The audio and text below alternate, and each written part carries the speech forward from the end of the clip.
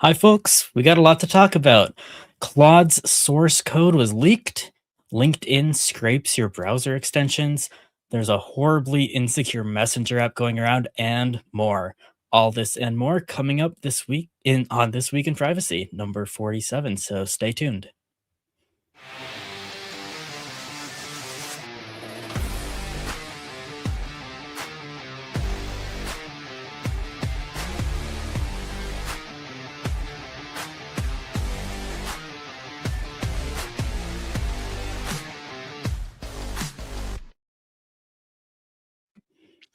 Welcome back to This Week in Privacy, our weekly series where we discuss the latest updates with what we're working on in the Privacy Guides community and this week's top stories in data privacy and cybersecurity.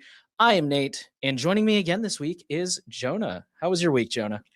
My week has been pretty good. Thanks for asking. Besides misspeaking during the intro there, can't complain. Hey, How we're about you? live. These things happen, right? Yes, yes. Alrighty. Yeah, I guess with that, we'll jump right into our headline story this week. And you guys have probably heard about this one. So there's an AI called Claude, Claude Code specifically, because there's a few different kinds of Claude. And I'm not a heavy AI user myself, so uh, I've heard that Claude is one of the better ones in terms of like the results it puts out are mostly accurate, it puts out mostly good code. That's just what I've heard. Like you could do a lot worse than that one, but we're not going to talk about that. We're here to talk about the fact that Claude Code had its source code leaked thanks to some human error. So, to clarify, this is the source code for the app itself, the Claude Code CLI, not like the models or anything like that, but it still gives us a little bit of insight into what's going on under the hood. And I guess I'll go over it a little bit, but I'm also mostly gonna. I mean, we're a privacy podcast, right? So we're gonna focus mostly on the privacy and security stuff. But just to kind of give you a little bit of a recap, so this happened because when they published the newest version of the npm package, there was a source map file, which I'll be honest, that's technical stuff that goes over my head. But basically, it allowed clever people who noticed it to access the source code. Like we said, it was 2,000, almost 2,000 TypeScript files and more than 512,000 lines of code. I saw somebody else round up to 513,000. So, yeah. I mean, it's one of those like once the cat's out of the bag things, right? Or once the horse has left the barn, because everybody quickly went and downloaded this, and there's other repos are springing up, which we'll talk about that in a second. Anthropic tried to get some of them taken down with a DMCA takedown, a copyright thing, basically unrelated. We're not going to talk about it, but there was a whole like GitHub interpreted that DMCA according to the official story. GitHub interpreted that DMCA a little harshly and took down even things that were not supposed to be taken down. But yeah, it's been a whole thing. So I've also seen some pretty polarizing takes here, because I think it was this article. Yeah, this article said that its sophistication is, quote, both inspiring and humbling, according to some people who looked at the code. I saw some people on Mastodon look at the code and say that it was pretty sloppy and kind of shocking that it was so bad. But I mean, to be fair, Mastodon tends to be a pretty anti-AI crowd, so I don't know who's telling the truth there. But yeah. So, and then real quick, before I jump into an analysis part, we have like a follow-up to this story that's related. That says Claude Code leak used to push InfoStealer malware on GitHub. And this one comes from Bleeping Computer. Basically, once the leak was out there, a lot of people started putting up their own GitHub repos where they would advertise that this was Claude Code with all the paywalled stuff removed, basically. So free premium Claude Code. And they would game the SEO to make sure that it would show up in the front. If y'all are watching the video, you can see here, this one outlined in red is like the third result from the top on Google. And this is one of the malicious ones that the article focused on. And yeah, turns out, shocker, it includes an InfoStealer malware. I'm going to go out on a limb. The article didn't say this, but I'm going to go out on a limb and say that it did work once you fired it up. But because usually that's how it is, right? Like it works, so you don't think anything's wrong. But when you install it, it's actually got that InfoStealer in there. And they said that there were multiple repos like this. So yeah, so cybersecurity takeaways from this. We're covering this as a headline story partially because this is a really big story going around, right? But there's a couple reminders here. One of them is as far as the repo thing goes. You know, we always talk about making sure you get things from an official source, and not to go too far out of my way to pick on Google here, not like they don't deserve it, but you know, we've been covering a lot this whole Google sideloading story, and you know, Google is trying to act like, oh, this is all for security, right? Like it's dangerous to get apps from a third party store, even though the Play Store has plenty of malware on its own. But even so, like it's the point being is get things from a trusted source. You know, you can get Signal, for example, does have an APK, but it's kind of hard to find. But it is okay to get it from the Play Store because that's a trusted source. There's also other places that you could get the APK directly. There's third-party app stores like F-Droid, which I know have some concerns about them. But the point being is like this is when I go to download something, typically what I do is I go straight to the developer's website and I go, okay, what are their official channels? And then they'll say, you know, it's on the Play Store, it's on F-Droid, it's on GitHub directly, and then I'll look at the list and decide which one I want to use. It's not so much the channel, it's making sure it's official. So maybe don't try to get free Claude doing that. And then yeah, just the other takeaway I had was the whole source code leak thing. Anthropic was really quick to own up that it was a human error. They said here, what was it? Yeah, this was a release packaging issue caused by human error, not a security breach. Yeah, not like AI doesn't do this kind of stuff all the time, but you know, it's just remembering that there is remembering the human element in everything. You know, if you listen to any social engineering people, they're always quick to point out that humans tend to be the weakest link in any system. You know, I could spend a lot of time if I'm trying to get into a building, right? I could spend a lot of time trying to hack the door code or the card readers or whatever, or I could come up with a really convincing story for why I need to be there, usually involving a high vis vest and a clipboard, in my opinion.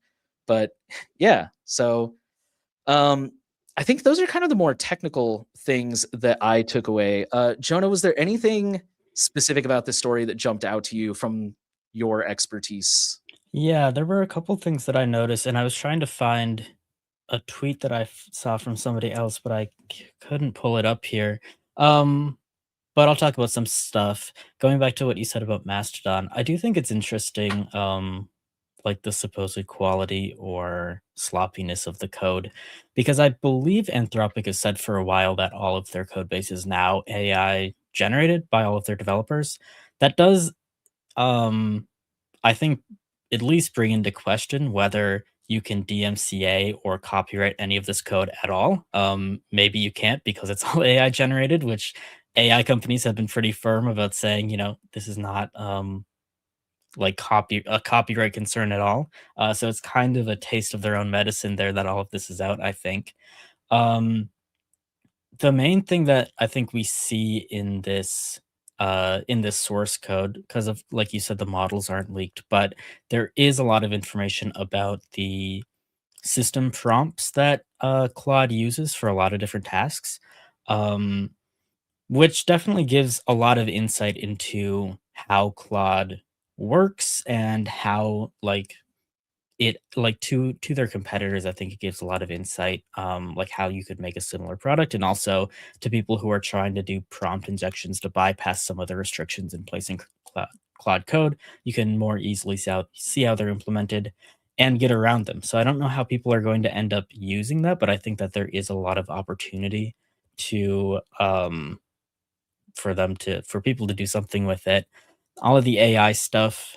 I mean, we've talked about it on the show before. Not uh, the most interesting to me from a security or privacy standpoint because, like Claude Code and all of these AI models, they're going to run fully in the cloud, so they get all of this information. I think it is sort of dangerous to be using and relying on, especially for sensitive information, and that hasn't changed from any of this. Um, but yeah, it's interesting stuff. The tweet that I was trying to pull up um, talked about how Claude and how Anthropic is using their AI to contribute security patches to a lot of different open source projects. And they've been doing that out in the open. Certainly, I've seen a lot of security vulnerabilities submitted to GitHub from Anthropic. I think one of the latest Mastodon security vulnerabilities and patches was submitted by Anthropic. So I believe I've seen contributions to that and to Firefox and a lot of other open source projects from them. Um, Unfortunately, I just cannot find this source, but maybe I'll be able to pull it up later. But I saw some information about internal tools that Anthropic is using, where the system prompt is like create these security vulnerability patches, without giving any indication that AI or Cloud Code is used at all. Um, so it's like very specifically told not to attribute anything to Claude or Anthropic. It's told uh, not to include comments that might indicate it's AI, etc. So I think that that's really interesting that they are. I don't know what cases they're using those tools in. I would have to find out more information about that, but I think it's interesting um, that they are doing that. Yeah, it looks like you pulled up on the screen some of the Yeah, I instructions found it that I on saw. another article from Ars Technica. I saw Yeah, that I too. don't know where the original thing is, but yeah, basically they were saying there's an undercover mode. So like as you can see there, they're basically telling Claude that they're operating undercover in a public open source repository, so they can't contain any Anthropic related information. Um I can imagine that's probably used because a lot of open source projects are very anti AI contributions and anti AI pull requests, and just automatically close anything that's AI generated. So, this is probably a way for them to try and get around those restrictions. Whether that's a good idea for them to be doing or not, I guess that's up for debate. But it seems to be what they are doing, and that's kind of confirmed with this. So I thought that that was fascinating. Yeah, I agree. I feel very torn on that because on the one hand, um, there's probably an angle I'm missing here. On the one hand, I understand the idea of like, let's just assume they're doing that altruistically, right? Like, we want to make these open source projects better. We want to make them more secure. Like, I don't think at Privacy Guides, for example, correct me if I'm wrong, we don't typically go out and solicit people to like, hey, come check out our website and make sure all this information's accurate. But we totally welcome it if somebody does come up and they're like, hey, I found an inaccuracy and they report it. And I feel like that's kind of what they're doing is, on the one hand, it's like it's still creating a more secure project, right? Assuming that the bug report is good. I know um, that's historically been a problem is a lot of AI slop bug reports that aren't really valid or they're not really bugs or they whatever the case. And semi-related, but I did see an article earlier this week that said that actually there's been a noticeable increase in quality on AI bug reports. So maybe they're starting to make some progress on that. But either way, point being, like, I understand the idea of like the end result is the same, and either way, it makes the project more secure. But it also feels very disrespectful of like, if I don't want AI reporting it, like, why would you go out of your way to hide that? And I don't know, it's a really weird thing, and I don't know how to feel about it. But I did see that too. That's really strange. Yeah, I would be really interested to see data on like all of the security related pull requests or vulnerability reports that Anthropic specifically has reported because I feel like there's two different types of AI contributions to these projects. I think a lot of them are kind of slop contributions because a lot of a lot of people in the open source space or some students, for example, they want to pad their GitHub profiles because it looks more attractive to developers. I see that quite a bit where if you can get like a PR merged into a major project, it just kind of looks good for you. And so I think a lot of people are just spreading a wide net and just submitting a ton of AI slot pull requests and hoping that some of them get accepted, which is very annoying for open source maintainers. But on the other hand, if Anthropic themselves, if they have a legitimate interest in improving open source tools, which they probably do, because a lot of these big companies do use these open source tools themselves for a lot of different reasons, I can imagine that like somebody being like an engineer at Anthropic being paid to use AI and submit these pull requests might be doing a better job in not just completely submitting slop, but like using AI to find these vulnerabilities and write this code, but checking it themselves before submitting it and writing like explainers because they're getting paid to do this, unlike the people who are just, you know, rapid fire submitting vulnerability reports and PRs, right? I don't know if that's true or not, but I would imagine Um, Anthropic would probably argue that that's true and would probably use that as the reason that they're doing this. And like I said, I have definitely seen AI companies report security vulnerabilities that were patched to open source projects, and some of them were major vulnerabilities. So there is some merit to the idea that AI can find these vulnerabilities more easily than I mean, I don't know if it's more easily than people who are auditing the code, but it certainly is happening. So yeah, I mean, if all of the reports that Anthropic themselves are submitting are accurate and worthwhile to fix, um, I don't know if that's necessarily a problem. But of course, people are all along the spectrum of AI and AI contributions and AI code specifically. So yeah, I think that's going to be quite a debate in the open source community for a while, and I don't know how people are going to handle that. Yeah, I don't know either. It's a very it seems like one of the better uses of AI in my opinion, as opposed to like, writing songs or putting out blog posts, but it's still just yeah, it like you said, what would be the I wonder what the success ratio is, especially from Claude. And is there a human review? It doesn't sound like it from that snippet that I shared, but that's where I fall. Like I don't mind, and I'm not a developer, so maybe I just don't understand how bad the problem is. But like I would imagine, I don't mind if AI helps you find the vulnerability as long as a human looks it over. But yeah, I'm sure there's a lot of people that are not doing that, unfortunately. So Yeah, I mean, we've definitely talked about this in the privacy guides community, and when we're talking about all these different tools that we recommend, people really want to see audits, but they're extremely expensive. And if AI is not being used to like write new code, but it's being used as like a second pair of eyes to take a look at all of his code, that could be a good thing. It is not going to be perfectly accurate, but if we're being honest, all of these security audits that projects are paying for are not completely accurate or totally thorough either. And they're certainly going to be cheaper to run AI than have like a whole team of people auditing this code. So, well, I would imagine it's probably going to um, be worse quality and probably have more false positives if you're using AI. I do think that doing it and revealing some of these vulnerabilities is probably better for a lot of open source code bases than not doing any sort of audits at all and just hoping that the maintainer catches all of these bugs. So I can definitely see a use case here. It's a tricky situation. yeah, for sure. I know it's not really AI per se, but I know, and you probably do too. I get the emails from GitHub every once in a while that's like, hey, there's a thing that you use NPM or whatever, and there's like a vulnerability. Go ahead and upgrade. So yeah, I would be I don't know. I mean, mine's just a static website, so I can't imagine the damage would be too terrible. But still, it's nice to get that proactive without having to go out and get a whole code audit thing. So useful stuff. Hmm.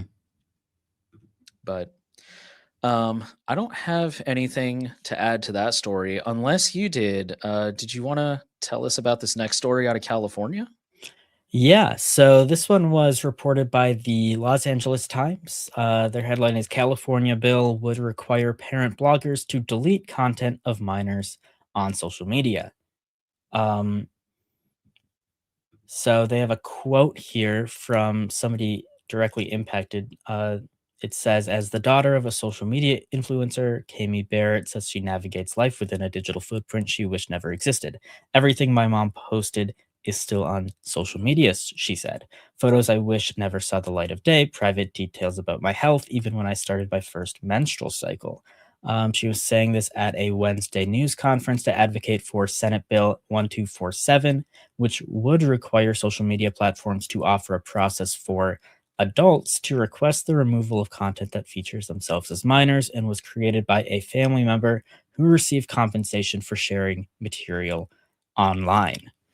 Um, so yeah, this is an interesting story, and I guess it specifically relates to all of these family influencers that we see, which has definitely become more of a problem lately. especially I would imagine in California. Um, so it's interesting, but probably makes sense that this is only going to apply to kind of public influencers, ones who are receiving money or sponsorships in exchange for all of this stuff. But it is only going to be available for adults. So there isn't really a process that prevents any of this stuff from being posted in the first place, um, or anything like that. It's only a retroactive thing that um, adults can do about their childhood if they were a part of like a family influencer situation. Um, does I would say I don't know if that makes a lot of sense from my perspective because I think as we always say,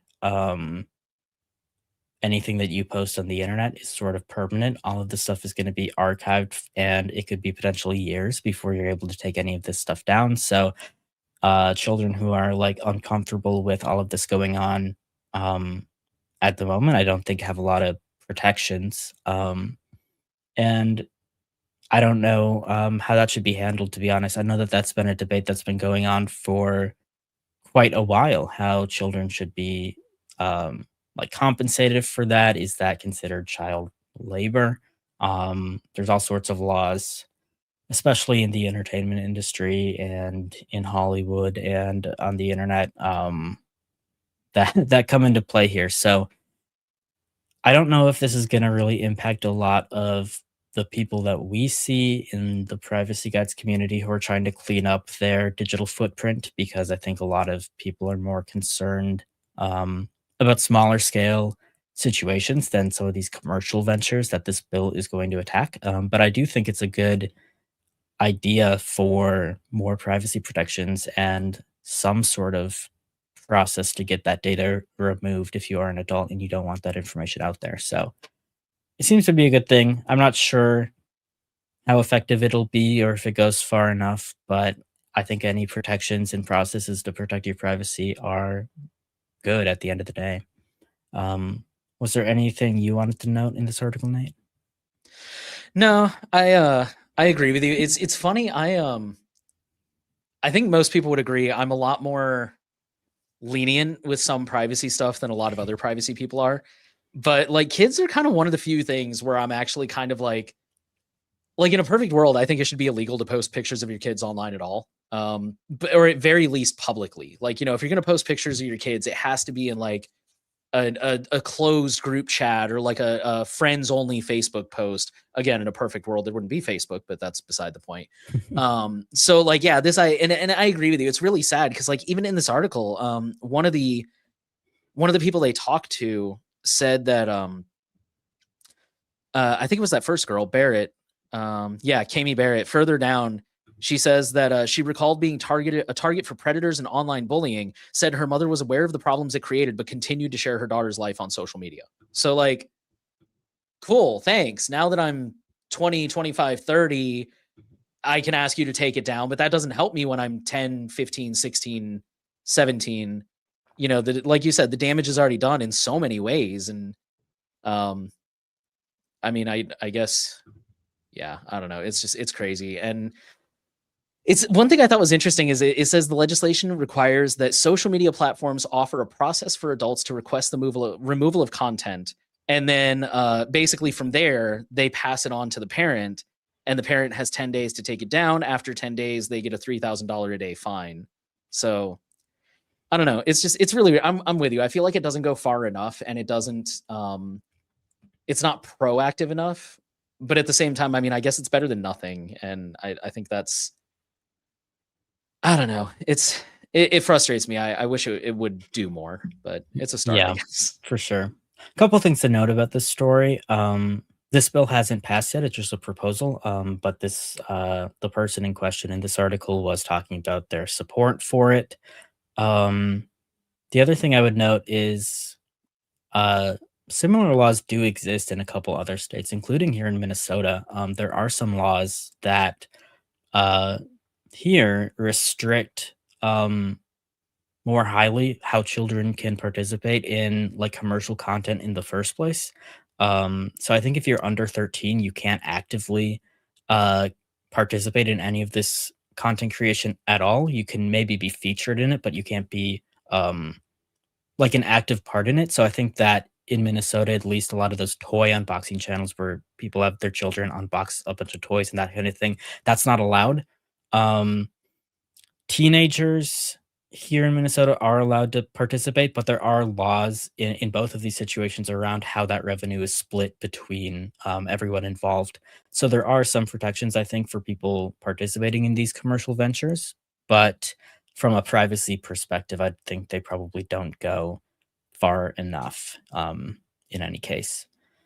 But it is interesting to see how this is being handled. It is a very, I think, new issue with the with the internet and everything that none of the existing laws were really equipped to handle around like child labor and stuff like that. So it's good that this is at least getting attention, and we'll see how this plays out.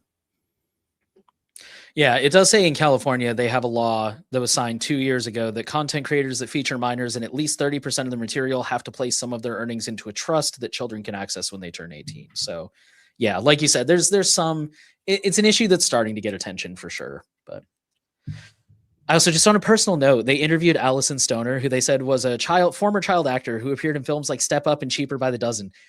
There were also Isabella in Phineas and Ferb, and no mention of that. And I feel so offended because I love that show. I just had to call that out. Interesting. I had to. So in a little bit, we are going to talk about LinkedIn's browser scanning. So that should be fun. But first, we're going to go ahead and jump into site updates and talk a little bit about what's been going on at Privacy Guides this week.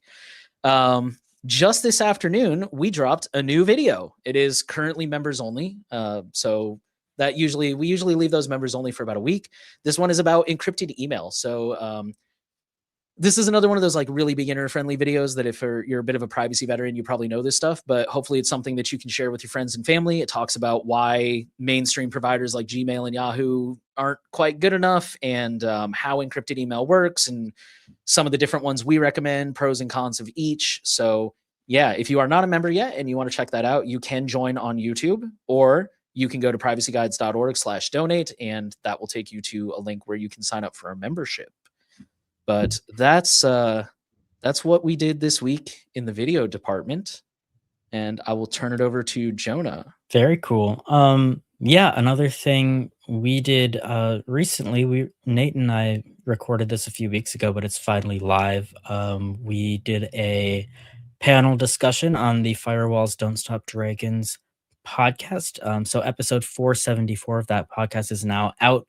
It's called Privacy Guides Panel. Nate and I are on it, and we talked about a ton of interesting stuff. So you can I would definitely recommend checking that episode out if you want to listen to those discussions. You can look at the table of contents here. It looks like Nate's showing that on the screen, but you can find the Firewalls Don't Stop Dragons website for more information. And if any of those topics sound interesting to you, definitely check it out, because it was a ton of fun for us to record. I think we talked about a lot of cool, interesting, informative stuff. So hopefully somebody finds it useful, or at least finds it entertaining. In other news, we again published a bunch of news briefs that we're not covering here on this show, but you can find our articles at privacyguides.org/news about them. We have stories on macOS 26.4, improving security in the terminal app, a grandmother who was wrongfully arrested because of facial recognition, iOS 26.5 beta, including end-to-end encryption for RCS messages, Walmart, digital price labels, and more. So definitely check that out. Again, it's privacyguides.org/news if you want to read those stories. And let us know if you have any questions about them on the forum or anything else, because there's always a lot of discussions about these stories over there as well. Everything that we do at Privacy Guides is made possible by our supporters. You can sign up for a membership or donate at privacyguides.org/donate, or you can support us by picking up some swag like this water bottle, for example, at shop.privacyguides.org. Privacy Guides is a nonprofit which researches and shares privacy related information, and we facilitate a community on our forum and matrix where people can ask questions and get advice about staying private online and preserving their digital rights. Now let's move on to our next story. This is about Nextcloud and OnlyOffice. That is right. So, full disclosure, I am a Nextcloud user and a little bit of a Nextcloud fanboy. So, I'm bummed to hear this story, but OnlyOffice has suspended their partnership with Nextcloud for forking its project without permission. And this comes on the heels of another announcement. So earlier this week, Nextcloud, Ionos, and several other European tech companies came together and announced this new open source project called EuroOffice, which they describe as, quote, a sovereign replacement for Microsoft with intuitive interface and strong compatibility backed by European open source community. OnlyOffice has basically claimed that this is a fork of their code. And they say that this violates license agreements because they offer OnlyOffice is source available or open source, and they use the AGPL version 3. So specifically towards the end here, if you're watching on screen, you can see this, but towards the end, it says we require compliance with applicable licensing conditions, including but not limited to the preservation of OnlyOffice branding, logo, and all required attribution elements as defined in our licensing terms, which if this is a brand new project, it would, of course, have none of those things. So for those who do not use Nextcloud, you may or may not know that Nextcloud, one of the things that it comes with by default is an online document editor or office editor. And there's a couple different ways to make this work. You can use Collabora online, or you can use OnlyOffice. And this has been, I think they said for 8 years, OnlyOffice has partnered with Nextcloud, and now they are terminating that. They do say, I think they said that no existing partners or clients will be affected. So basically, if you've already got it installed, you're good to go. I don't know what that means for updates and stuff, but yeah, I guess we'll find out. They also, interestingly, just to throw it out there, OnlyOffice said that in the past, and I'm quoting the article here, Nextcloud has behaved in a manner not expected from a partner, including trying to poach its employees and influencing customers against the company, but directly forking the project and repacking it was the straw that broke the camel's back. Yeah, and then kind of a statement here. They said partnership is built on trust, and trust requires shared principles. Where those principles are no longer upheld, continuing operation is no longer sustainable. For this reason, we made the decision to suspend our partnership cooperation. So, and then just kind of, I guess, a little bit more background towards the end. LibreOffice has criticized OnlyOffice for being quote unquote fake open source. They say for one reason, OnlyOffice defaults to Microsoft Office formats like DocX, XLSX, and PPTX, which is Word, Excel, and PowerPoint, rather than open standards like Open Document Format or ODF. And there's also apparently Nextcloud says they didn't just collaborate directly with OnlyOffice. Let me rephrase that. When asked why they didn't just collaborate with OnlyOffice, they said that there were a number of reasons, including that OnlyOffice is a Russian company that tends to obscure its origins. Developers often leave code comments in Russian, and many users are hesitant to use software potentially linked to the Russian government. They also claim that OnlyOffice discourages contributions, ignores pull requests, and lacks transparency, since commit messages frequently reference internal issue trackers only. So, yeah, I don't know that I have a lot of thoughts on this one. Jonah, did you have any like what do you know about this AGPL v3, for example? Yeah, so what's in question here is OnlyOffice says that they've added provisions to AGPL requiring certain attribution in forks of the project. So we could if I could share my screen here, let's see. So they're talking about in their license, two things. You have to retain the original product logo when you distribute the program, and they do not grant any rights under trademark law for the use of any OnlyOffice trademarks. And the EuroOffice project initiative basically removed these provisions, saying that basically, if I can find it here, Section 7 of the AGPL says that um, you which line is this? Says that you can remove any additional restrictions or any of these terms from that license on your own. And this is kind of the basis of EuroOffice's claim that they can kind of change this license, and they say that they don't have to use their logo to give attribution to OnlyOffice. The AGPL is still going to require that they provide some attribution somehow, but according to the EuroOffice project, they don't have to use the OnlyOffice trademark. I think that this is kind of interesting because usually open source projects like OnlyOffice in this position fight tooth and nail for forks to not use their branding at all. So the fact that they want them to use their logo is kind of strange because we've seen like Mozilla, for example, when there's any Firefox forks, they want to make sure that there's no Firefox branding whatsoever associated with that because they don't want it associated with their project.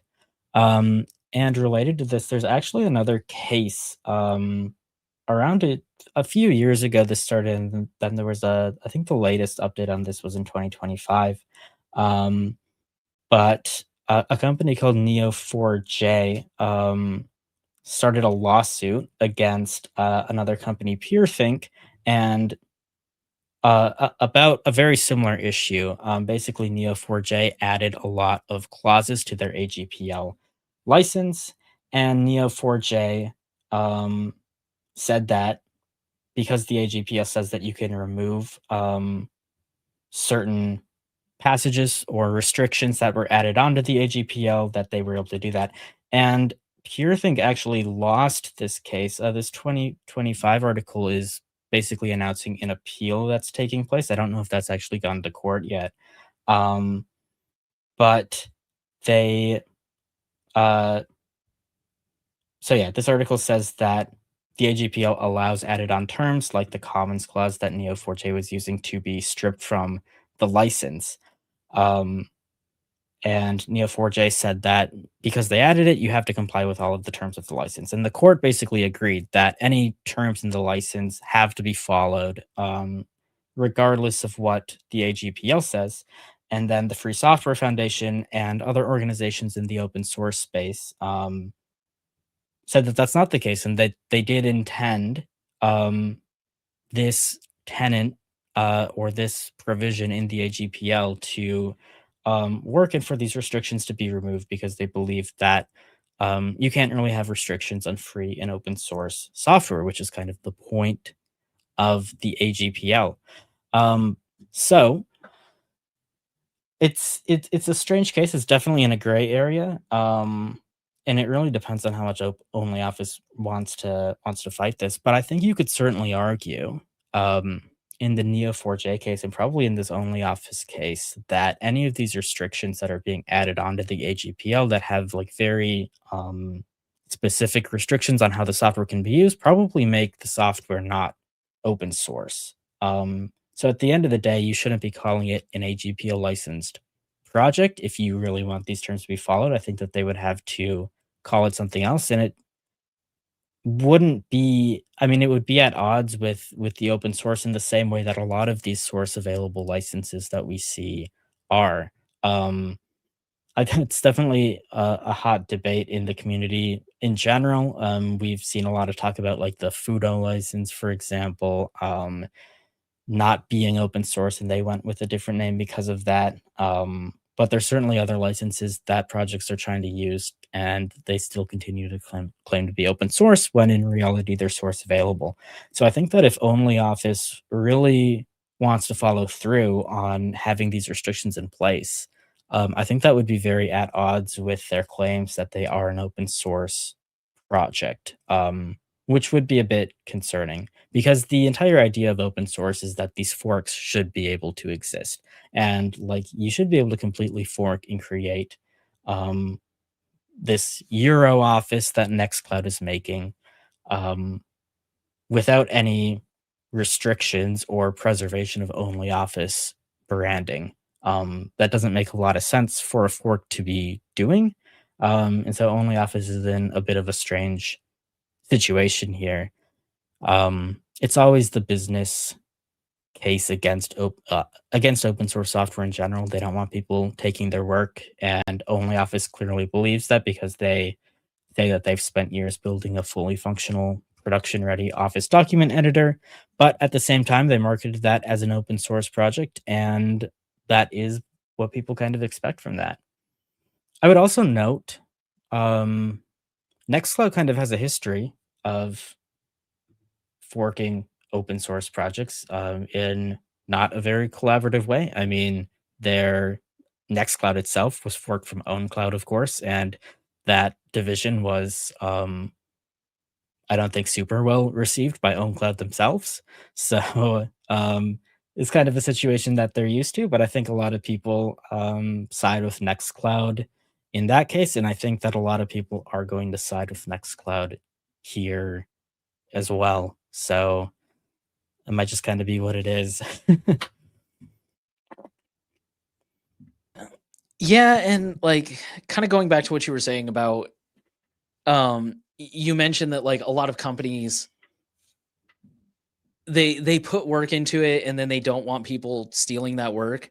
It's one of those things where like in that case, and I say this kind of spitefully, but like then just don't be open source. Cause I mean, obviously in a Yeah. perfect world, I would prefer everything was, or at very least be, like you said, like be transparent about being source available. Cause um in a perfect world, I would love for everything to be at very least source available because that's how we're able to verify that the code is doing what it's doing and it helps build that trust. At very least, I think, especially things that deal with security, like password managers should at very least have their cryptographic bits be source available, bare minimum. But because security is something where like everyone benefits, right? But it's to me, it's just such a crappy thing because that's the risk you take, you know. And I've talked to a lot of projects that are not open source, and I've asked them that. I'm like, why don't you guys have any open source clients or anything? And that's usually the number one reason they give is they're like, we're worried that people are going to take our stuff and steal it, and we have no real way to control that. And then there's to counter their argument, there are plenty of companies who seem to be doing just fine despite that. But yeah, so it's I don't know. It's just me. I say this with a little bit of bitterness in my voice towards OnlyOffice. It's like then just don't be open source. Like it feels almost this is going to be a really niche reference, and I don't think this is as much of an issue anymore. But back in like the early 2000s, there was a real I don't know if you'd call it an issue or not. I guess it depends on how you feel about it. But a lot of bands would market themselves as Christian bands because the Christian market would be a lot easier to break into. And then once they hit a certain level of success, they would quote unquote go mainstream. And some of them would even like vehemently deny, like, no, we were never a Christian band. And it's like, well, we have 20 interviews with you where you said that you were. So whatever, dude. But to me, it just feels the same way. It's like you don't actually believe this stuff. It's just some kind of marketing gimmick. And in this case, the open source, I just feel like that. I mean, I guess in the Christian thing too, it just feels kind of crappy. It's like, you know, if don't say that you believe in this stuff just to get a head in the competition. Like commit to it or don't. So I don't know. That really frustrates me. Quick thanks to at Sod This All for gifting a Privacy Guys membership. Thank you for your support. Oh, nice. I just saw that. Yeah. I had comments closed down so I could see the screen a little better. But yeah, thank you. That's super cool. All right. I think that'll take us into a LinkedIn story that Jonah actually alerted me to this story right before we started recording. This one's like hot off the presses. Yeah, I think this was reported just yesterday or today, if I remember correctly. I definitely saw it only yesterday, but maybe it's been talked about a bit for a while. But there's this report that LinkedIn is illegally or allegedly illegally searching your computer. They are scanning installed browser extensions without user permission. So this is reported by Apple Insider. And something is wrong with my computer. There we go. They say researchers have determined that Microsoft's LinkedIn is scanning browser plugins and other information without permission and building user profiles using data that the company did not get permission to take. A European advocacy group claims LinkedIn is probing browser extensions through its website code. Fairlinked EV published a BrowserGate report alleging LinkedIn detects installed browser extensions by probing for known identifiers through JavaScript. the group says the technique reveals personally identifiable information. And so this is a threat that we've talked about before, I think in a previous episode of this show, but definitely on the forum, where the browser extensions that you install can definitely add to your browser fingerprint and can specifically identify you based on what extensions you have installed. And that's been a known threat for quite a while, but I think this is one of the first, and maybe the largest examples of a real world situation where this is happening. And so if we look at this fair linked BrowserGate website, they point out a lot of different problems with these tools, um, namely that Microsoft is designated as a gatekeeper under the Digital Markets Act in the EU.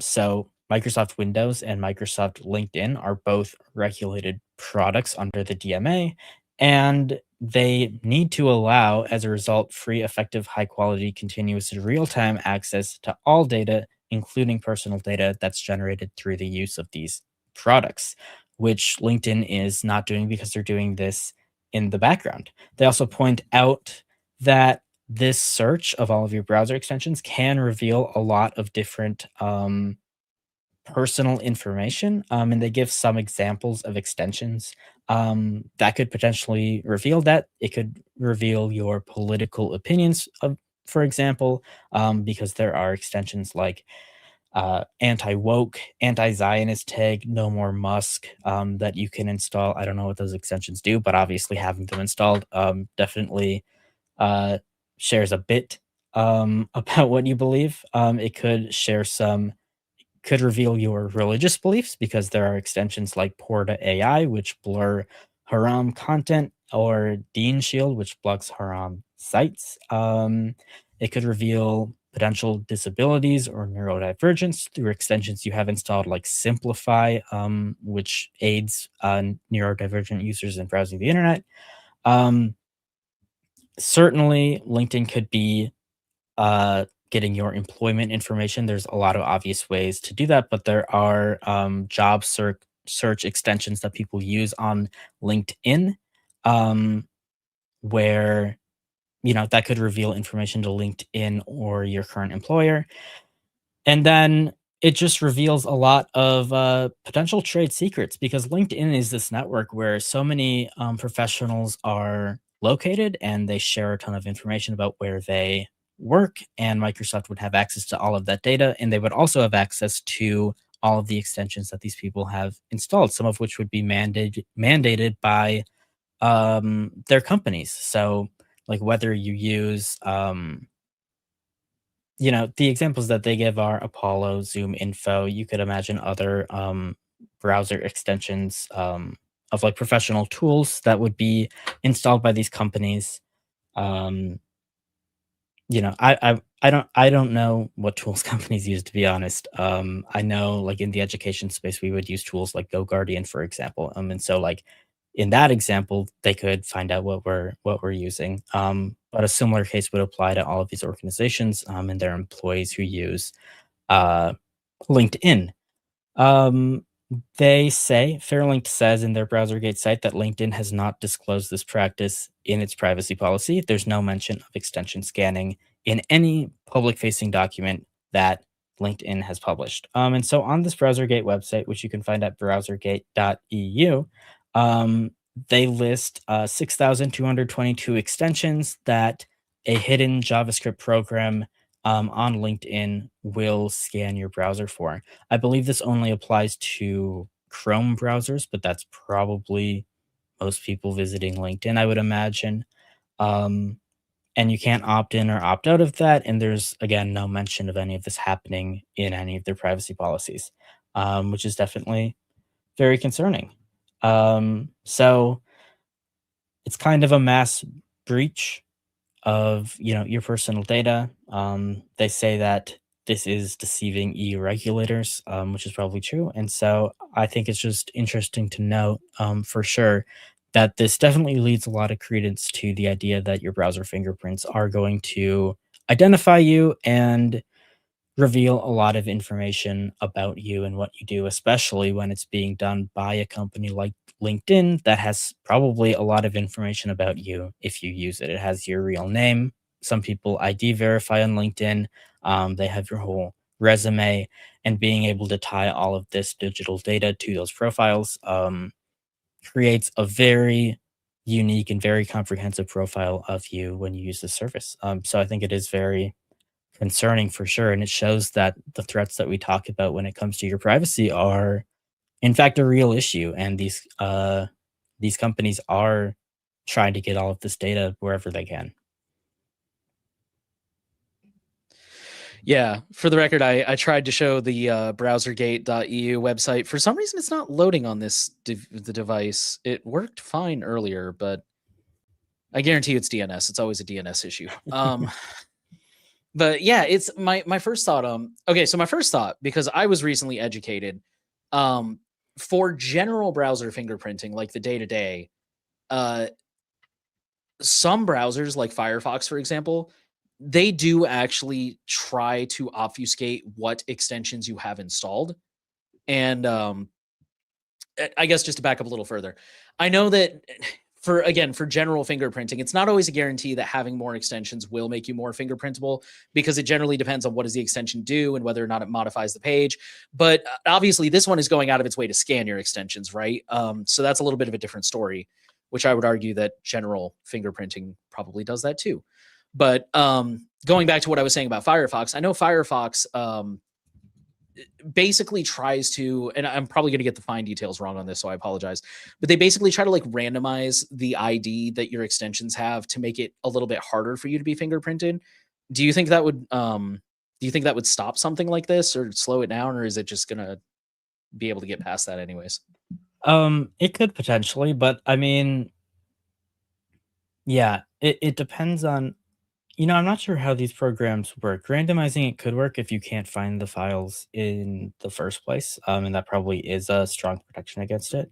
Um, but if those extensions modify the page itself, which a lot of extensions do, then that probably is still going to be detectable. And so that's only going to protect your privacy against certain extensions you have installed that make public resources available, but don't modify the page, which I don't think would be a ton of extensions, um, especially like password managers. I can imagine where like, if they edit the page itself to add, like, a pop-up or, like, a drop-down menu to logins, that's going to be impacted. So, if you disabled all of that autofill stuff and you kept the extension and only, like, manually copied from it on certain pages, it could potentially protect you in that situation, but I don't think most people are, um, doing that.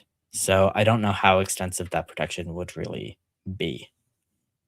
Which even then, my thought process is that kind of defeats one of the advantages of a password manager, which is if it doesn't autofill, that could be an indicator that you're on a phishing page. So if it never Mhm. autofills, then you never have that moment of like, wait, am I on the right page? So Yeah. yeah. And then I guess my other thought too is just not really a question, but just a thought. It's you pointed out that like this was tested on Chromium browsers, which is probably what most people are going to use anyways. Like um I at my last job, they gave us work computers that came with Microsoft. And I mean, 99% of what I did was logging into the company stuff anyway. So I just use Edge because that's what it came with. And at one point, I think at one point I did get Brave installed on it. And then I was never able to do it again. But I think I did try Firefox because I was like, well, it's not Edge, right? It'll be a way bigger improvement in privacy. But I got really annoyed because everything in a corporate environment is optimized to work with Edge. And so it was just so much extra friction to use Firefox. So where I'm going with this is, yeah, like most corporate environments are probably going to be using either Chrome or Edge because everybody's familiar with Chrome. And where I was going with that is at my job, they said like, yeah, if you go to our little app store, you can download Chrome or whatever. We don't care. Use whatever browser you want. So most people are probably going to be using Chrome or Edge. Maybe some will be using Safari, which I think the article did say that this yeah, Safari users are less likely to be affected by the specific mechanism based on how extension detection typically works across browsers. Apple's browser model limits fingerprinting surfaces. So, but it kind of goes back to it's unfortunate because not everything. How am I trying to word this?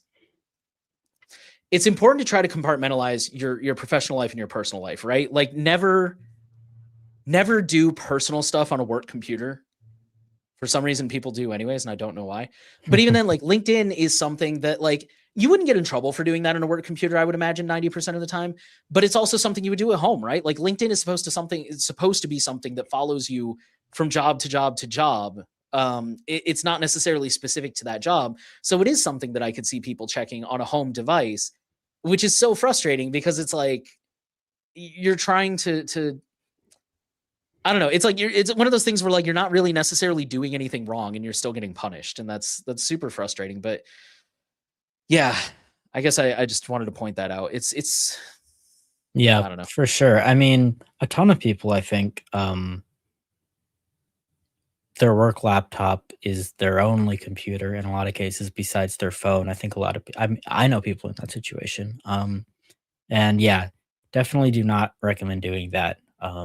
You should get your own personal laptop and use that instead. But I know a lot of people do that anyways.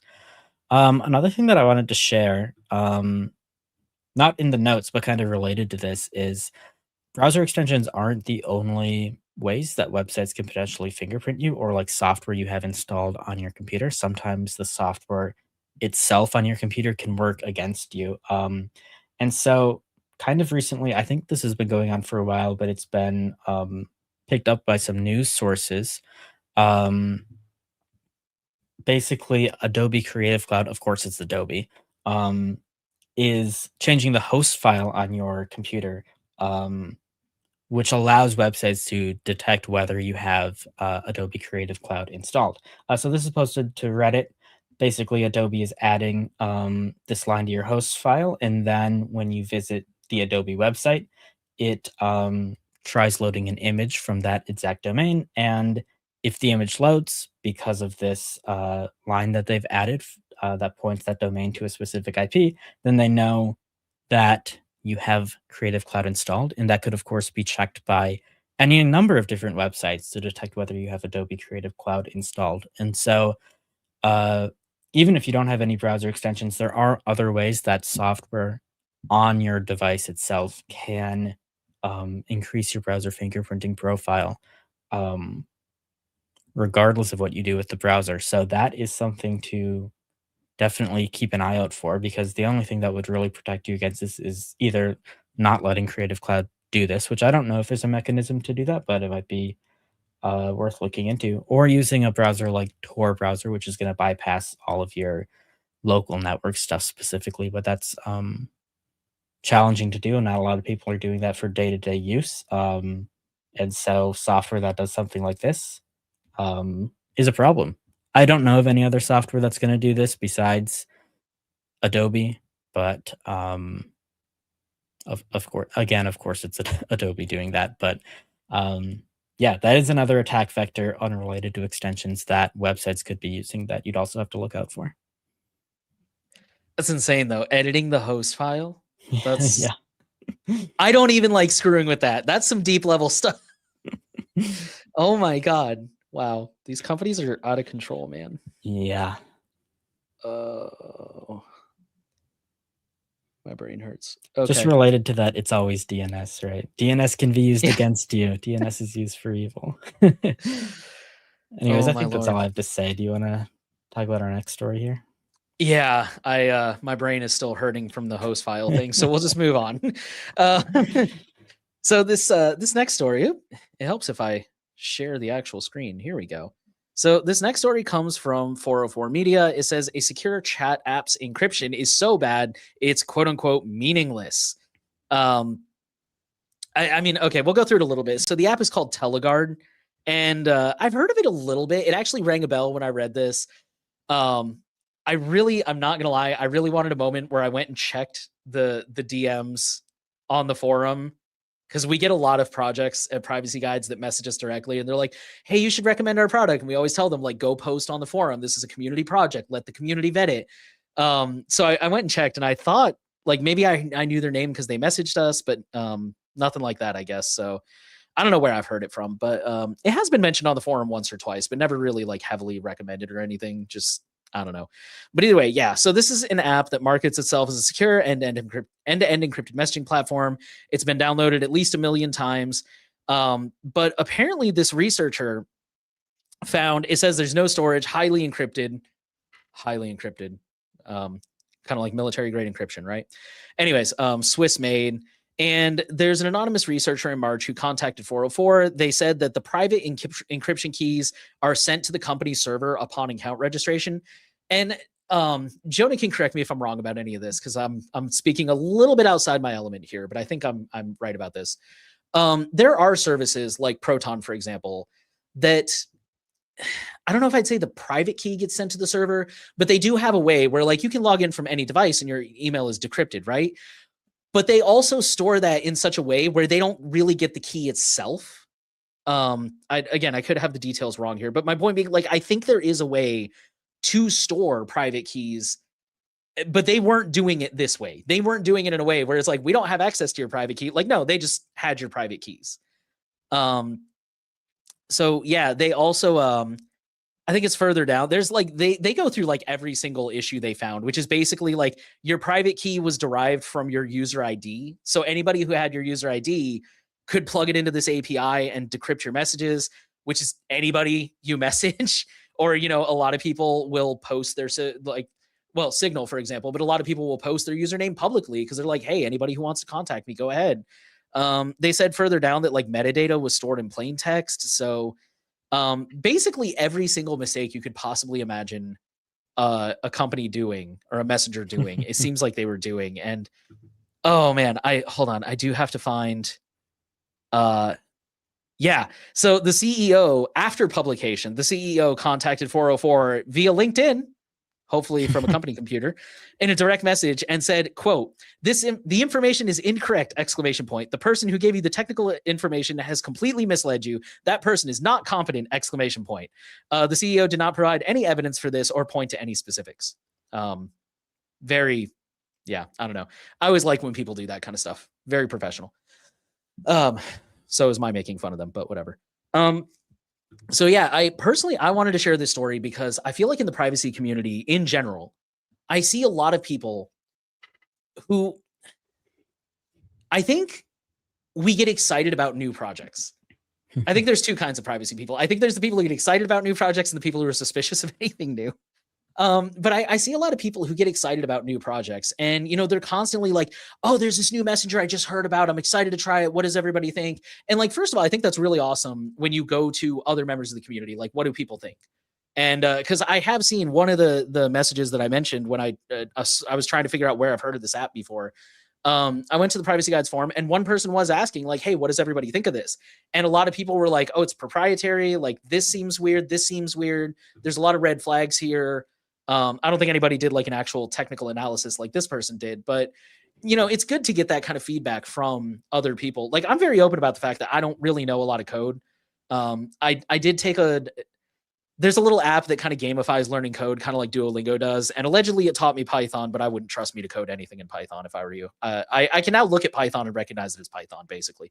So that said, like, I think it's really good to, in my case, you know, like, hey, I don't know enough about code to understand this. Can anybody else weigh in on this?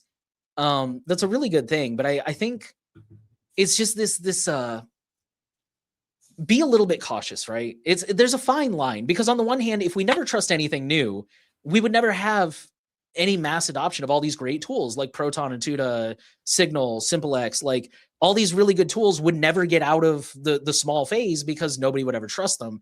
But at the same time, we have seen so many apps that shut down, sold. Every once in a while, it does turn out to be a honeypot. Like, and so there's a very fine line between these things. And yeah, I would also ask, especially with chat messengers, one of my personal beefs is I feel like there's an obnoxious amount of messengers. And one of the questions I always ask with any new product, not just messengers, but any new product is, what are you solving? Like, people send me links all the time and they're like, this looks really cool. And I'm like, okay, what is it doing?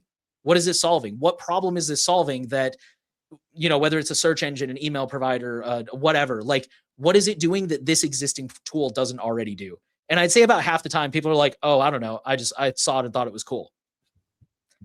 it's got to be solving a problem for me personally. But yeah, so I don't know. Did you have any thoughts on this? I think this one may have gone below your radar a little bit, but did you have any thoughts about it?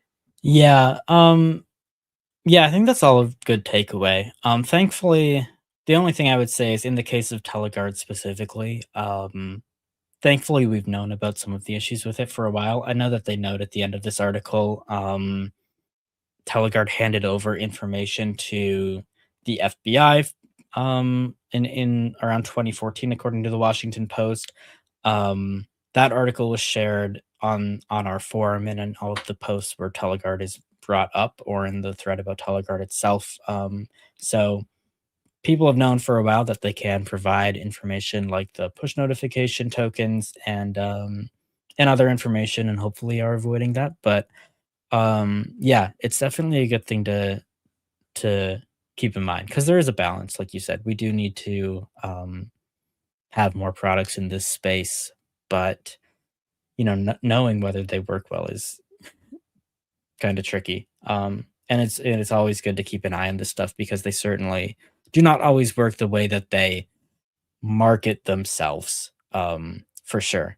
I wasn't aware until I just read this article that it was made by Swiss Cows. I've heard a lot of, well, not a lot, but I've heard their search engine brought up a few times. I know that they also have a file storage service, which is, as far as I know, just based on Nextcloud and uses like the Nextcloud end-to-end encryption, which isn't the best. So they kind of just seem to be one of those companies where they're just putting stuff out there, probably with open source tools without really adding too much or changing it. I don't know if Teleguard is its own homebrewed product. I would imagine it is because I don't know of any like open source stuff that would be that would have this poor encryption. At least the people who are like forking Element, for example, are getting a reasonably decent encryption implementation, whereas I don't know what's going on with Teleguard. But yeah, I think in this specific case, people already know not to use it, and otherwise, with stuff not like this, it's everything you said for sure. Yeah, I looked into Swiss Cows briefly. I think the only thing it has going for it is it says, like the search engine, it says that it will censor adult content, which I think could be useful if you have really young kids. Just as like one of those layers of defense, maybe set that as the default search engine on the family computer. And but then we get into the whole topic of like, at what point is it appropriate to kind of transition your kids off that? But I don't know. I remember when I looked into it, that was kind of the only advantage I saw was like, okay, I could see this if I had young kids, and I just wanted it as one more layer of defense of like, I don't want them to accidentally find their way onto something bad. But Yeah, of course, 404 Media does note that Teleguard has a reputation of being linked to cam models and child abusers at the end of this article. So, how much I would trust their approach to child safety, it probably would not be that far. But yeah, in general, it's probably a good idea for companies to be a bit more thoughtful about all of that stuff. yeah, that's fair. I don't know. I trust 404, but I'm not gonna lie. When I read that part, my brain kind of went to like, I wonder how much Teleguard does get used for that stuff. 'Cause I don't know. Yeah, I don't maybe if know. you I turn a just blind eye to it, I don't know how much they like market it, but I know that like Kick had this reputation. Maybe it still does. I don't know. I don't know anything about does with Kick. me, that's for sure. Yeah, I've definitely heard this about various messaging apps to the point where like it seems to be like if you have that reputation and it remains, it seems to be kind of intentional. And if it's on the radar of these officers saying that they're notorious for it, that is a bit of a red flag. Of course, with law enforcement, it can always go either way because a lot of law enforcement officers will say Graphene OS, for example, is notorious for being used by criminals when in reality it's just a security tool. Um, but seeing as how this chat app doesn't seem to provide adequate security, I don't think it's the same sort of situation. Yeah, which, not to get off topic, but I know I've said in the past, like, because there was that story about a year or two ago about apparently in Spain, just having a Pixel phone automatically makes you suspicious. Like maybe not legally, but in practice, it makes you suspicious because the only people in Spain that have Pixels are drug dealers using graphene. And so it's that my argument when we covered that story back then was like, this is why we need to normalize tools, privacy tools, because if the only people using Signal are, not that they're doing anything wrong, of course, but like dissidents and drug dealers, then like it becomes like, oh, you're on Signal, you have something to hide, which, you know, in some countries being a dissident is illegal. So my point is, I'm not trying to morally group them into the same thing, but my point, it becomes something suspicious. Whereas like if my stepdad is using Signal, probably does not know what it is. I had to download it and put it on his phone and set it up for him and get him in the family chat. He didn't even know it could do video or voice calls. I tried to call him on it one time and he didn't pick up. So I called him on the regular phone and he's like, did you just try to call me on Signal? I'm like, yeah, it does voice calls. He's like, oh, I didn't know that. So, but my point being, like, when everybody's using it, then it takes away from that stigma because they can't point to it and be like, oh, only bad people are using Signal. Really? Really? My 70-year-old stepdad, you think is running drugs from the border? Come on. So anyways, yeah, I know that's a little off topic, but I always feel the need to say that. So I think that'll take us into forum updates, if I remember correctly.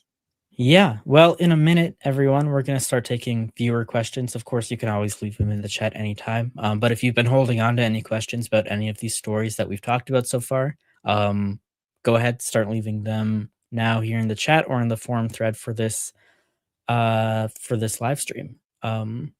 Otherwise, yeah, let's check it on the community forum. There's always a lot of activity on the forum every week, so you should always check it out. But here's a couple discussions that we wanted to highlight from this week. The first one is here about Russia's internet blocks. Let me get this pulled up.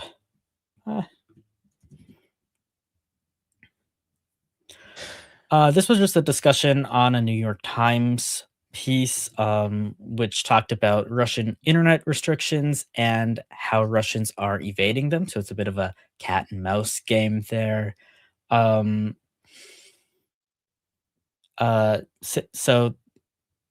the person who posted this said, as some background, since early March, Moscow and St. Petersburg have experienced widespread mobile internet blackouts, not just blocked apps, but full mobile data shutdowns. Telegram is reportedly being blocked entirely starting in April. The government regulators now have the authority to disconnect Russia from the global internet entirely. And some regions of Russia are on whitelist mode, meaning everything on the internet is blocked except state-approved services like Yandex and government portals. So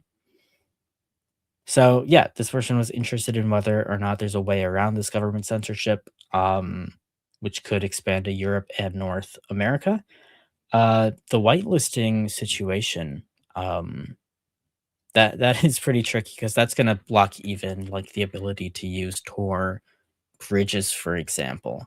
I know that there are like Tor bridges are probably the best way to get around censorship. But if you're in a full whitelist situation, that may not work. At the end of the day, like if your internet service provider isn't going to allow you to make any sort of connections,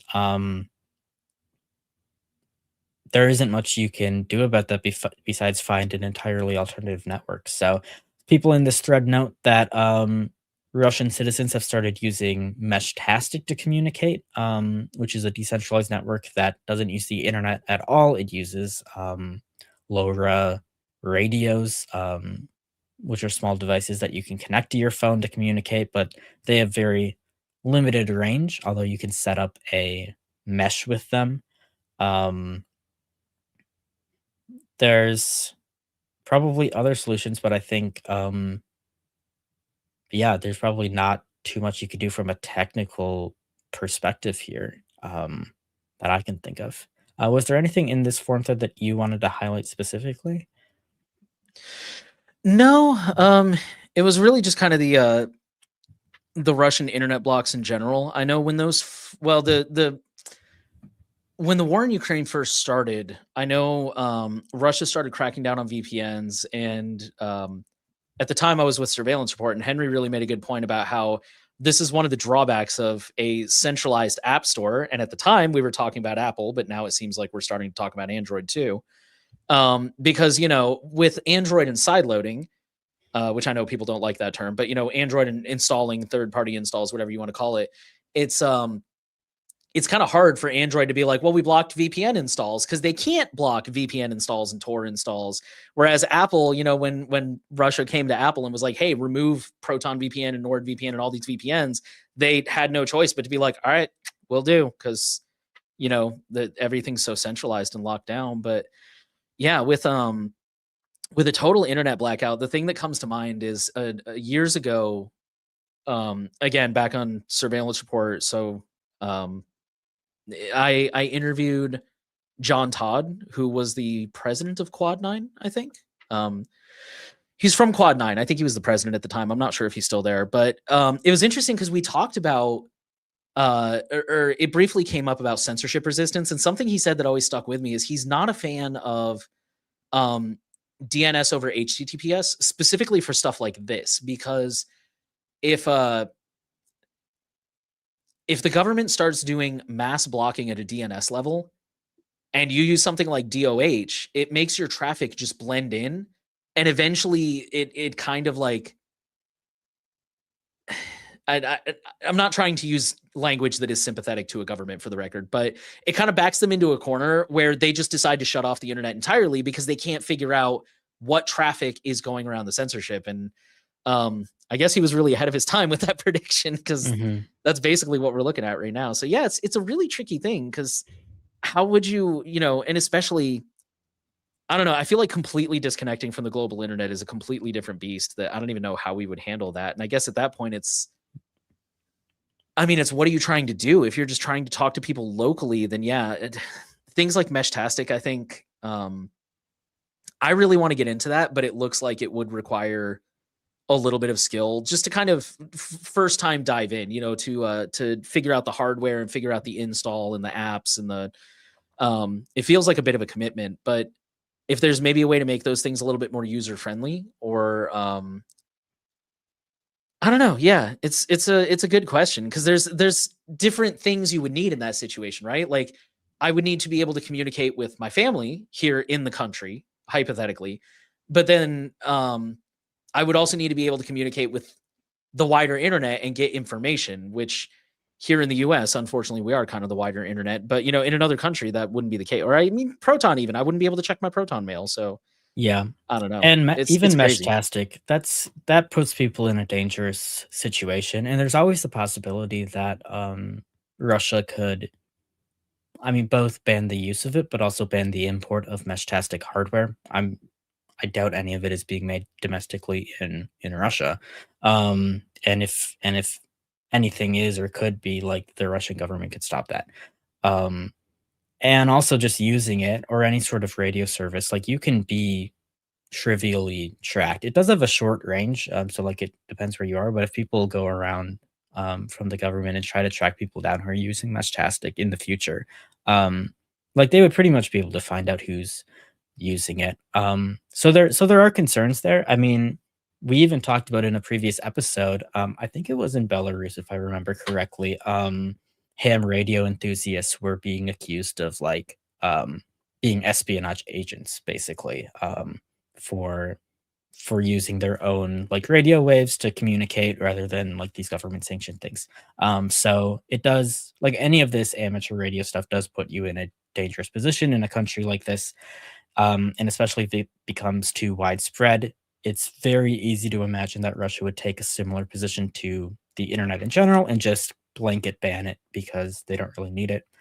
Um, the other reason this can't really be solved from, like, a technical perspective is, like, I don't think it's something that another country like the United States or someone else could kind of reach in and try to solve for Russian citizens. Like, immediately, what might come to mind is something like Starlink, for example, providing direct access to the internet, bypassing, anything going on in Russia. But Starlink, like, when that technology is in place, we see it used for, um, a lot of different things that the United States and companies like SpaceX definitely do not want to promote or support. We saw in the war with Ukraine, for example, Russian frontline troops were using Starlink extensively to communicate on the battlefield. And that's actually the reason SpaceX does not operate in that region at all and hasn't for many years. And bringing it back for Russian citizens to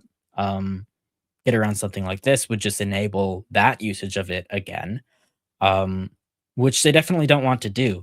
So it puts Russians in not a great situation, and really the only solution, like we say, for a lot of these very widespread privacy issues, whether it's age verification in Western countries or mass censorship in other countries, like in this case, it's more of a social issue that you have to resolve within your own country, and hopefully people can fight back against this there.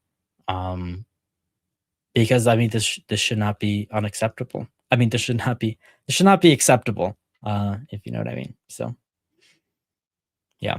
Yeah, it's definitely something tricky that I don't know if we're qualified to solve. But I guess if there's any takeaways on this one, it would just be kind of I'm pretty open about having a mild interest in like disaster prep, and sometimes that gets categorized as wrongly. It gets characterized as like worrying about the end of the world, which I don't care about that. But just little things like floods, hurricanes, tornadoes, earthquakes, and unfortunately we are in an incredibly digital world, so you have to think about outages and cyber attacks. And so I guess, yeah, if nothing else, this is just kind of a thought experiment of, if you're listening and you're in a situation where you don't have to worry about this yet, just think about it a little bit. Like, don't lose any sleep over it, but what would I do in that situation? And just kind of give that some thought, I guess. So the other forum post we were going to look at, this one, there's probably not too much to say on this one, but there's a new video, YouTuber, this got shared on our forum, that said, if you ran this debloater, reinstall your system immediately. And this is specifically, so for the Windows users out there, that there's a lot of scripts that promise to do all kinds of different things to your system. There's a lot of ones that are popular in the privacy community that promise to remove a lot of telemetry and stuff. There's also some that claim to optimize the graphics and the performance and this, that, and the other. There's even entire Windows ISOs that I want to say it was called Atlas OS. And if I've got that wrong, I apologize to those guys. But there was one that advertised itself as like a gaming distro. And it's basically like you install Windows from scratch using this customized ISO, and it comes pre-optimized for gaming. But the downside is it turns off Windows Defender, which I don't know why you would do that. So yeah, I'll be honest, I didn't watch this specific video, but basically it was not trustworthy. I think it may have even come with actual malware, but don't quote me on that. And so this whole thread is basically talking about these debloaters and stuff. And I think the official position of Privacy Guides is that we don't recommend them because they're tricky. I know there's some that are open source and or source available, I should say. And if you know code and you're comfortable doing it, then sure, you could look through it and make sure that you verify what it's doing. But it's definitely very a lot of these debloaters, you're giving them a lot of power over your Windows system. Yeah. And if you're going to use one, you have to be like, come off of a mountain and found a religion positive that this thing is trustworthy, because it would not take much for it to do something malicious, whether that's planning malware, crypto mining, stealing data, whatever. So yeah, Absolutely. I think I just wanted to take a moment to mention that. And it's worth noting this tool in question is open source as well. As far as I know, it doesn't come with malware, but it basically acts the way that malware would. There's a pinned comment on this video saying there's a few inaccurate statements, but overall, the conclusion of the video is that like this is all implemented poorly. I do think this is a classic case of like somebody putting something out there without really fully understanding what it does. It may be, I don't want to say whether it is or not, but I think we're just going to see this happening more often as more people try to AI code tools to solve all of their problems without really understanding what they are. Whether or not that's the case in this situation, it's definitely something to look out for when you're running any sort of, scripts that you don't fully understand. I think that is absolutely the most important takeaway here, that you cannot run any of these deep loading scripts unless you know exactly what they do and you see how they're doing it, because at which point you could probably do it yourself, by the way. But um, yeah, all of these scripts like this, they affect the system so substantially. Um, and Windows is already such a not secure and not private platform in the first place that it doesn't really make a lot of sense to me to try and improve it, especially to this degree. Unfortunately, there isn't really a ton that you can do at the end of the day to improve your privacy on Windows, because the operating system itself is going to be constantly fighting against you. Um, so that's unfortunate. It's cool to see more videos from this YouTuber. I first heard about this person who made this video calling the other YouTuber who made the script out because they made a video about Freely around the same time that I published a video about Freely. So they came up in my feed. And I think we had some overlapping complaints. I haven't watched the rest of their videos, but I think anybody who is creating content in the privacy space, that's always a good thing. And so that if they continue to be brought up and they continue to post more useful content like this, I think that's fantastic. Yeah, I think about that a lot. I think there's still plenty of room in the privacy space for more voices for sure. Yeah. So, yeah, real quick, looking through his description on his video, you're right. It doesn't look like it installs malware, but it disables crucial security components and makes your system severely vulnerable to malware. So, Yeah. It also makes your system much more unstable and prone to corruption and breaking. I recommend that anyone who ran this tool immediately reinstall a fresh copy of Windows. So yeah, they're dangerous things. You got to make sure they're trusted if you're going to use them at all. And I also totally hear your argument of like, it's already so like such a lost cause that it may be safer for a lot of people to just not even try and just stick to like the toggles and the settings and stuff. So yeah. Yep. Well, we've been going for about an hour and a half here. We'll probably give a last call for any questions or comments that people want to leave on the forum. I don't think we had any on our forum post today. And I'm not sure if I've seen any in the chat here. So I know there's a bit of a delay on this live stream between when I'm saying this and when you'll hear it. So we'll give people a couple of minutes if you want to add anything else. Otherwise, we'll probably begin to wrap things up. So this is your final warning. Anyone who's watching and wants to chime in on any of these stories. It's always my favorite part of a live stream is knowing that delay's there. So you say stuff like that, like, hey, we're going to open the floor. And now I have to fill time for a couple minutes and give people time to hear it and write their questions. Yes. It just feels so awkward. But yeah, apparently we don't have any questions in the forum here. But somebody Got just one left a question Yeah. from Hogan in the chat here. There's been a couple of supply chain attacks recently. The current best practice is to always update your apps, but this opens you up to those attacks. Does it still make sense to keep apps updated as recent as possible? Definitely depends on the app. I know you've definitely seen this more prominently in like apps that are built with NPM, probably a lot of web-based apps. But in general, I do think it's probably the safer option to keep your apps up to date versus not updating them, because typically, like, all of these updates are gonna, well, not all of them, because some of them just add features, but most updates that you see are gonna be patching known vulnerabilities or vulnerabilities that you already see in the wild.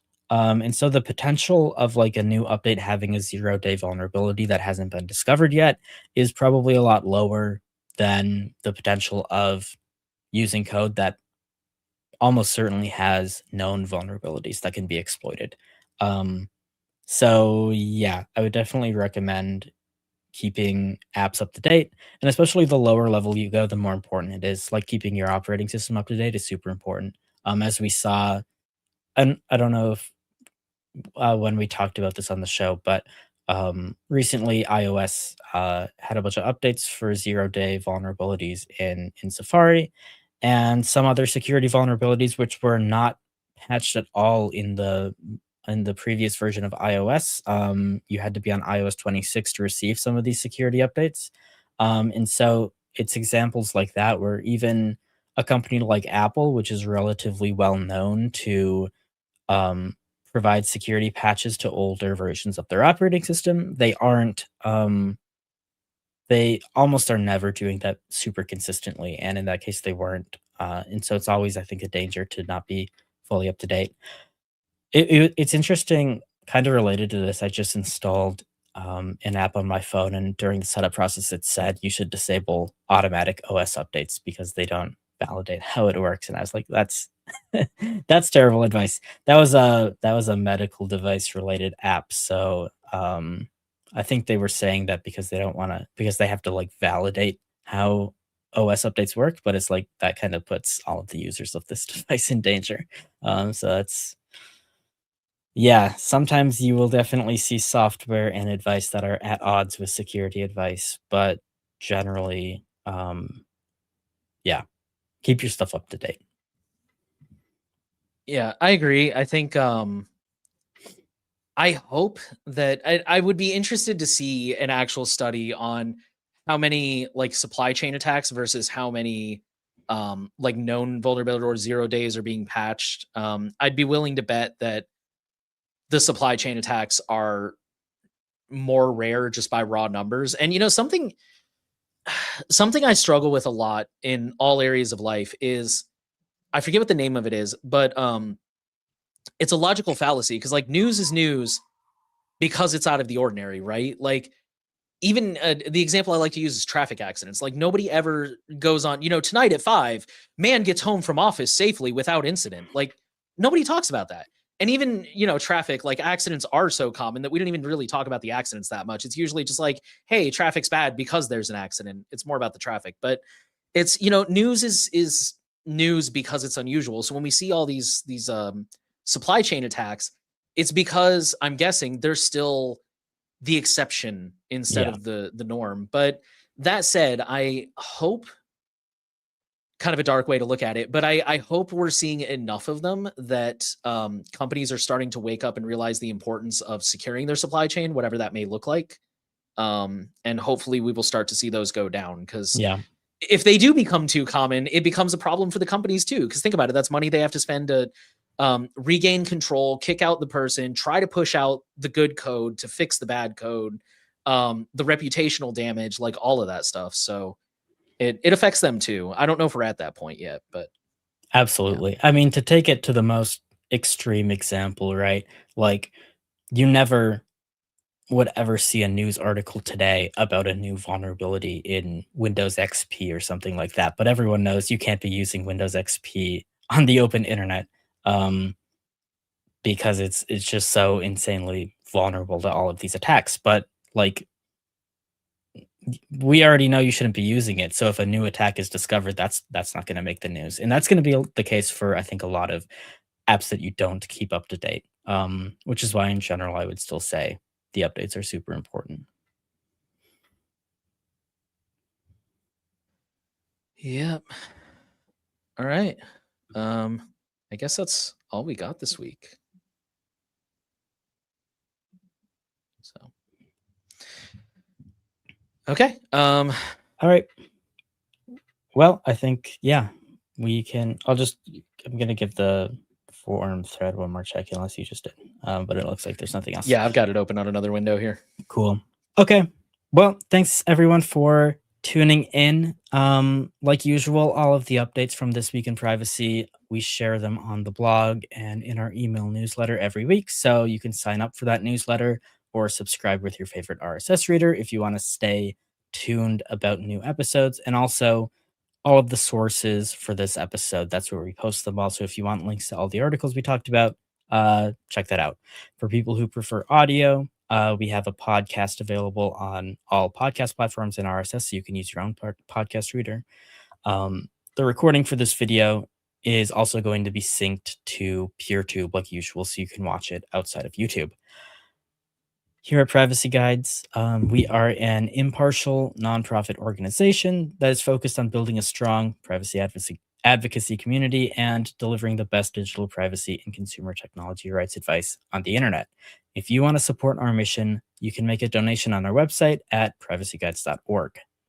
To make a donation, you can click the red heart icon located in the top right corner of our website, or go to privacyguides.org/donate.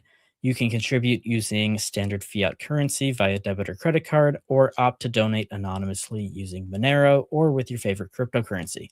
Becoming a paid member of Privacy Guides will unlock exclusive perks like early access to video content, early access to the show notes for this show, and priority during the This Week in Privacy live stream Q&A. You'll also get a cool badge on your profile on the forum and the warm, fuzzy feeling of supporting independent media. Thank you all again for watching, and we will see you next week.